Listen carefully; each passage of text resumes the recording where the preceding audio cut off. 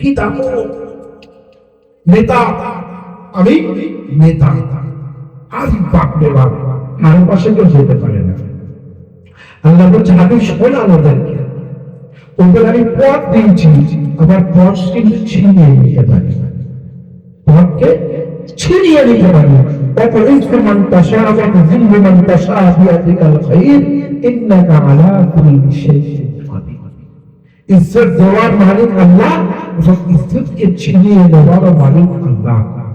আজকে দেখছেন না সারা পৃথিবীতে মুসলমানদের যে অত্যাচার হচ্ছে, প্রজাতন্ত্রিত করে দিচ্ছে, কিসের জন্য? মুসলমান তাদের অস্তিত্বকে হারিয়ে ফেলছে নিজেরা, মুসলমান তাদের ইতিহাসকে হারিয়ে ফেলছে, ইতিহাস ভুলে গিয়েছে।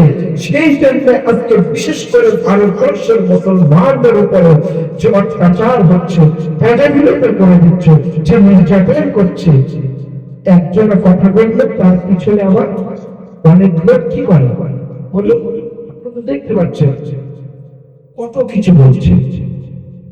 মুসলমান তাদের অস্তিত্বকে হারিয়ে ফেলছে।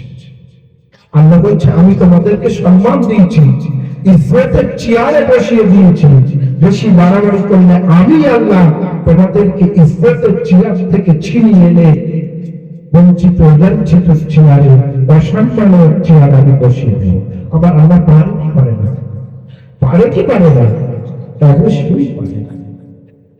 أينما تكونوا يدرككم الموت ولو كنتم في بروج مشيدة তোরা যদি আমার মৃত্যুর ভয় করে পৃথিবী থেকে পালিয়ে যাওয়ার চেষ্টা করিস, তোরা যদি মৃত্যুর ভয়তে সুরক্ষিত বাংকারের নিচে লুকিয়ে থাকিস,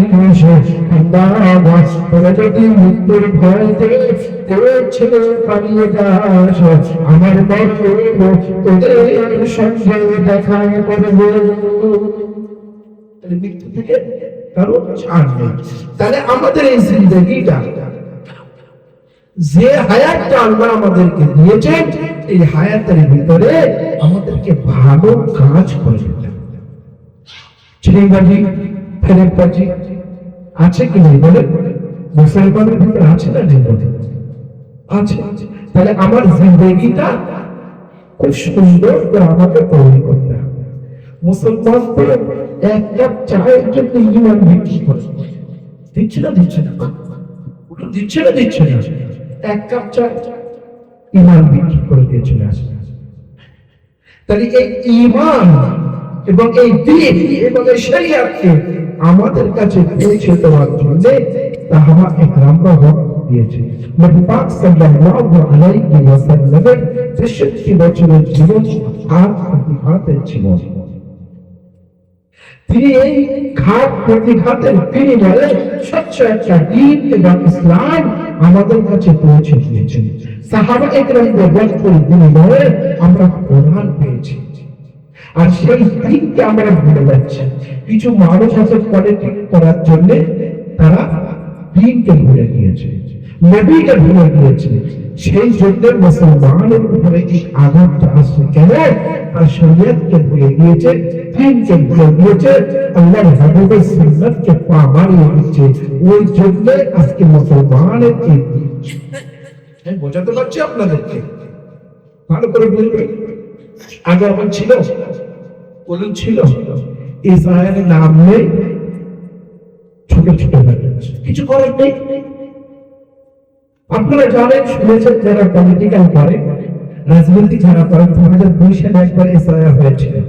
তাদের নাম থাকলে তাদের পরিচয় দিয়ে আপনার 2002 সালে নাম নেই, সেই হিসাবে আপনার ফর্ম ফিল আপ করতে হচ্ছে। এটা তো জানেন, খসড়ায় নাম চলে এসেছে, তাও আবার বাদ দিচ্ছে কেন? মুসলমান বেশি ভাগ করেনি, গায়ের কমরা বেশি ভাগ করেছে, সেই জন্য আবার খসড়া থেকে বাদ দিয়ে এবং দেখাতে পারিনি 11টা যে নথিবাদ করে ওর ভিতরে একটা দেখাতে হবে। হচ্ছে কি হচ্ছে? আবার সেই মুসলমান তাদের দিকে দৌড়াচ্ছে, দৌড়াচ্ছে বলুন, সেই মুসলমান তাদের পিছনে পিছনে দৌড়াচ্ছে। এখন ওয়াজ করলে আর এখানে আমার ভাষা আমার টেনশন নেই, আমার এখন দুটো গেরাবে ট্যাগলার মানুষ আমাকে যা ভালোবাসা আপনারা শুনেছে। আমার আরখানে থেকে দাঁড়িয়ে দিল ট্যাগলারকে আমি হওয়ার পরে আমি মনে করছি, কারণ ট্যাগরের মানুষ আমাকে ভীষণ ভালোবাসে। আর খালি পাশে অবশ্যই ভাসি, কেন আমার জন্মভূমি আমার জন্মভূমি আমার কাছে প্রিয়, আমার গ্রাম। আর খালি তারপরে আমার কোনো টেনশন নেই। আপনাকে মুসলিম বলতেন কিছু হক কথা বলবে, ছাড় হয়ে যায় না। আমার কিন্তু আর খালি থেকে পাঠিয়ে আমি ট্যাগটাই যেতে পারবো, অসুবিধা নেই। পাশাপাশি তো মাঠ মাঠ চলে যাবো ট্যাগের অসুবিধা। আপনারা দেখুন, বুঝুন, ইসলামকে বাঁচাতে হবে, শরিয়াতকে বাঁচাতে হবে, দ্বীনকে বাঁচাতে হবে। আমি পৃথিবীতে ছাই করি না কেন, দ্বীনের বাইরে যেতে পারি না, শরিয়াতের বাইরে যেতে পারি না। আরে কি কেন? আমার হাবিব বড় কষ্টের বিনিময়ে আমাদের কাছে ইসলাম পৌঁছে দিয়েছে। সারা পৃথিবীতে ইসলাম পৌঁছেছে। 63 বছরের জীবনের ভার প্রতিঘাতের বিনিময়ে আমরা এই ইসলাম পেয়েছি। সাহাবায়ে কেরামদের আত্মত্যাগের বিনিময়ে, সাহাবায়ে কেরামদের রক্তের বিনিময়ে আমরা ইসলাম পেয়েছি, দ্বীন পেয়েছি, শরিয়াত পেয়েছি। কিন্তু সেই দ্বীনের ভিতরে, শরিয়াতের ভিতরে আপনি রাজনীতিটা কিভাবে করবেন? বলুন কিভাবে? আপনি ভুল বুঝবেন না, কি বোঝাতে চাইছে আপনাদেরকে। যারা এই ইসলামটাকে বাঁচানোর জন্য, শরিয়াতকে বাঁচানোর জন্য যারা রাজনীতি করছে, তাদের পিছনের পক্ষে কোনো অসুবিধা নেই, কারণ তারা দ্বীনটাকে বাঁচানোর জন্য চেষ্টা করছে। আর আপনি করছেন দ্বীনটাকে নষ্ট করার জন্য। ওয়াকাফটা কি বলবো? ওয়াকাফটা কি বলো? যতই মানুষ এই আয়ারে জন্য ব্যস্ত হয়ে থাকলো, সঙ্গে সঙ্গে আমাদের ওয়াকাফ কি কার্যকর হলো? কি হলো? ওয়াকাফ কার্যকর করেছে করি কথা বুঝে না। মুসলমান এরা সাদাসিধা মানুষ, আল্লাহকে ভয় করে, যে যা বলে বলুন। আর মুসলমানের মাথায় কাঁঠাল থেকে পুরো খেয়ে বেরিয়ে যাচ্ছে, মুসলমান বুঝতে পারবে কবে হুঁশ ফিরবে মুসলমান, কবে হুঁশ ফিরবে মুসলমান বুঝতে পারি না। এত বোকাইরা এত হুঁশ ফিরল না, বাস্তবটাকে বোঝার চেষ্টা করতে হবে আমাদের। রাসূল পাক সাল্লাল্লাহু আলাইহি ওয়াসাল্লাম সুনানে তিরমিজিতে একটা হাদিস উল্লেখ করেছেন। নবী পাক সাল্লাল্লাহু আলাইহি ওয়াসাল্লামের কাছে একজন সাহাবা এসে বললেন, ইয়া রাসূলুল্লাহ, ইয়া হাবিবাল্লাহ, অমুক দেশের রাজা সে রাজত্ব ছেড়ে দিয়ে তার মেয়েকে রাজত্ব দায়িত্ব দিয়েছে। অমুক দেশের রাজা সে রাজত্ব ছেড়ে দিয়ে তার মেয়েকে রাজত্ব দিয়েছে।